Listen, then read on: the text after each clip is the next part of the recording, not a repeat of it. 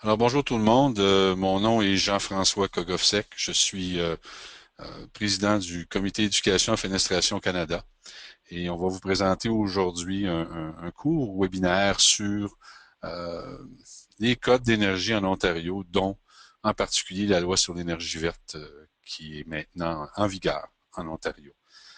C'est une présentation qui va durer 15 à 20 minutes. N'hésitez pas à poser des questions.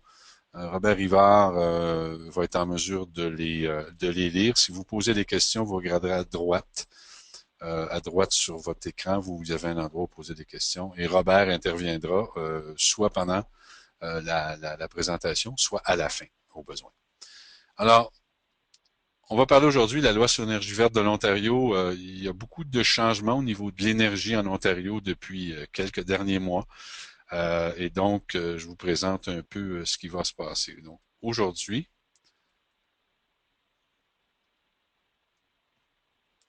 on va d'abord parler du Code d'énergie de l'Ontario rapidement. SB12, on a déjà fait une formation. Il y a des formations disponibles là-dessus sur le site web de Fenestration Canada.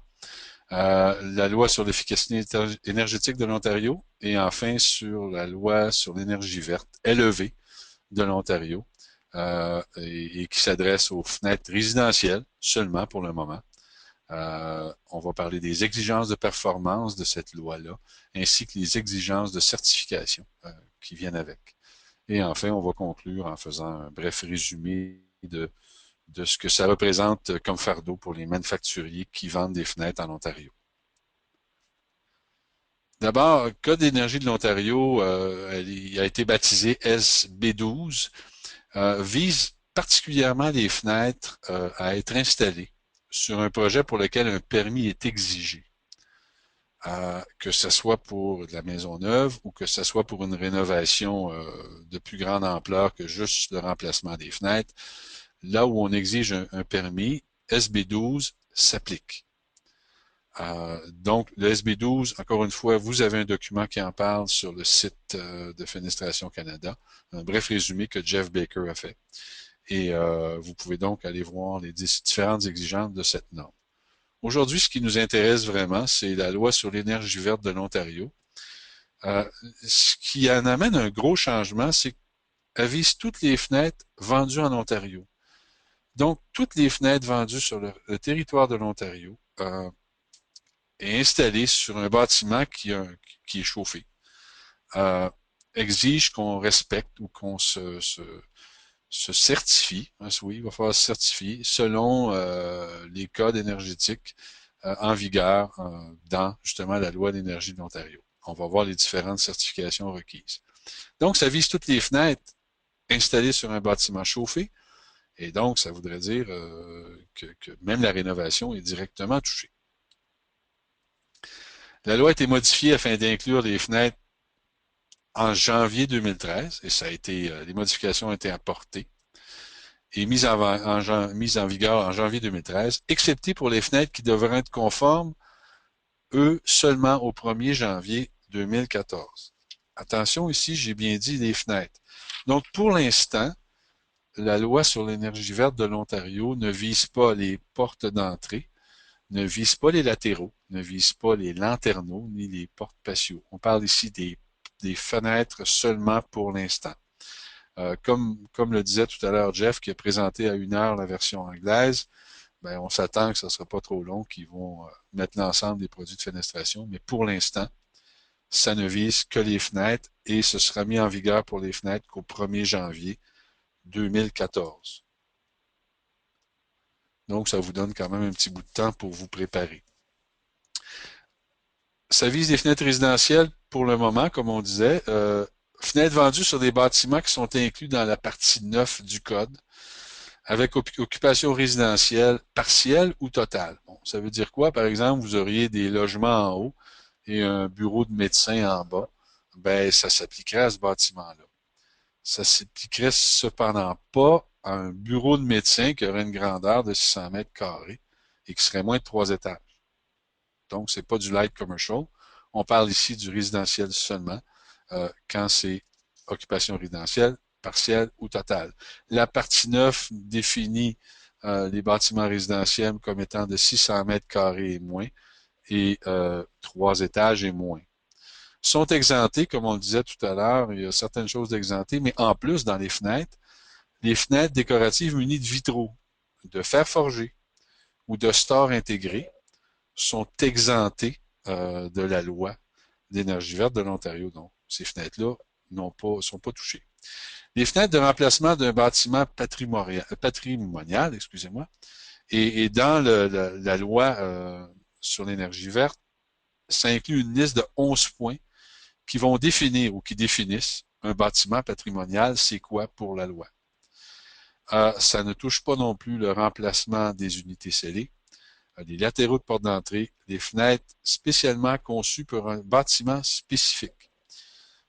Ça, on a eu des questions tout à l'heure quand on a eu la version anglaise. On nous demandait, ouais, mais c'est quoi un design spécifique ou dessiné ou conçu pour un bâtiment spécifique? Selon Jeff, ça devrait être éclairci, il devrait y avoir des interprétations au niveau du code, ce qui n'a pas été fait encore. Donc, on voit ici peut-être se procurer la loi, là, elle est disponible selon Jeff. On va l'indiquer sur le site pour voir exactement ce qu'on en parle. Mais pour l'instant, c'est une zone grise. Qu'est-ce qu'une fenêtre spécialement conçue pour un bâtiment spécifique? Les exigences de performance, ben, on demande une valeur U égale ou inférieure à 2.0 ou un RE égal ou supérieur à 17.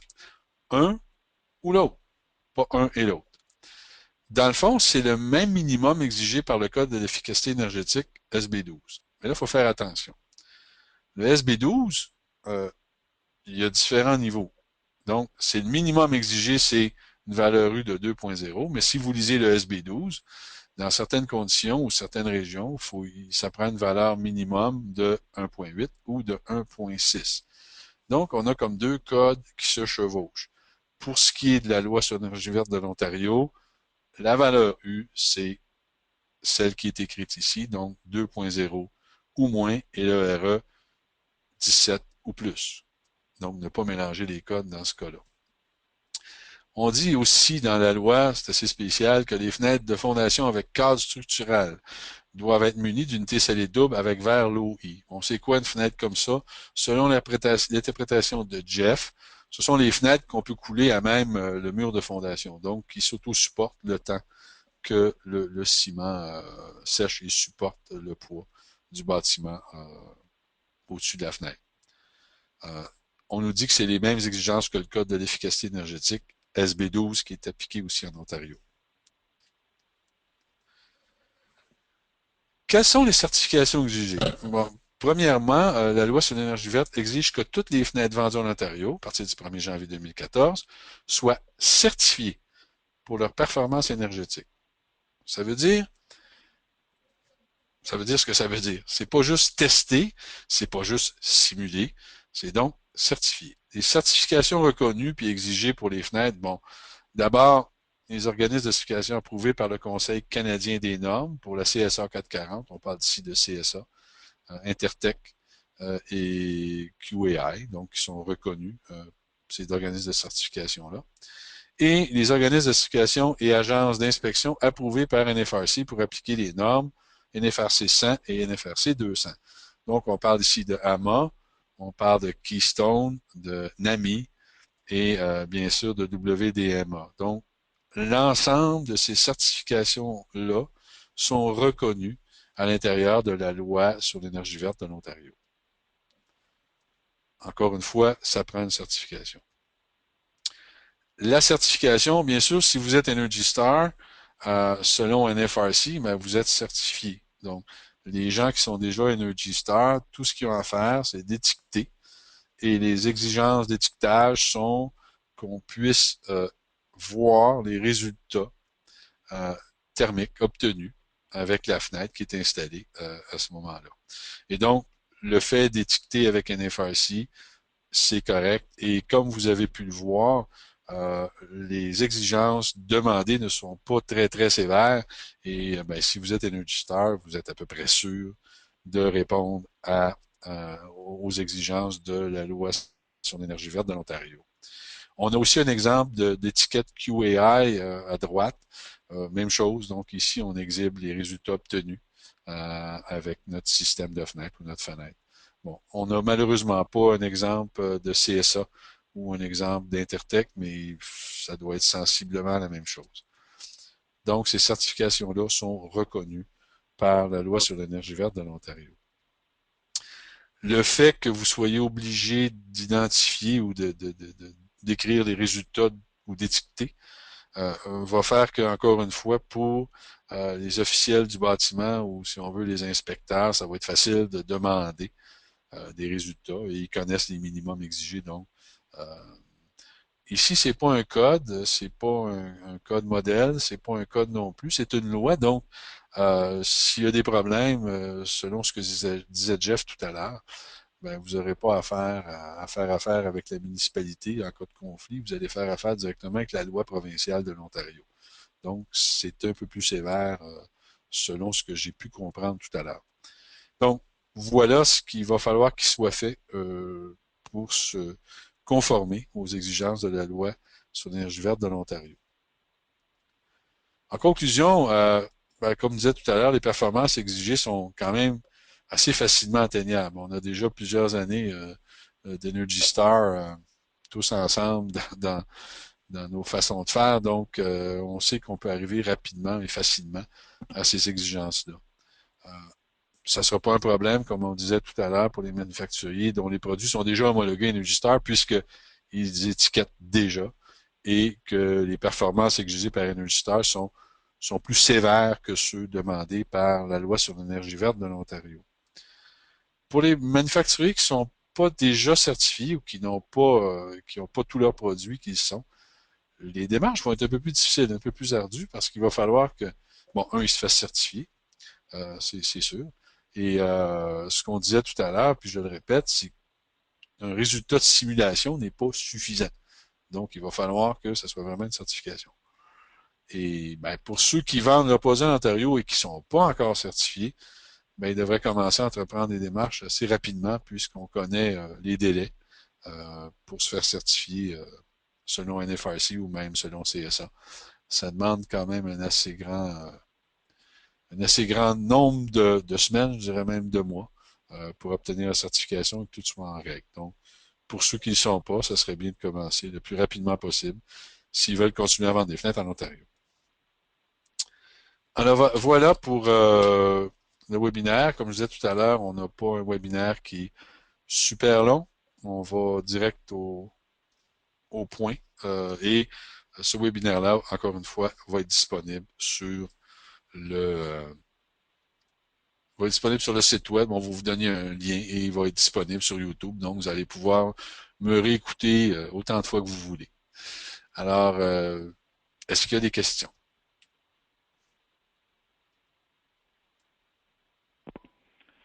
Jean-François, je n'ai pas perçu aucune question OK. sur le dialogue. Là.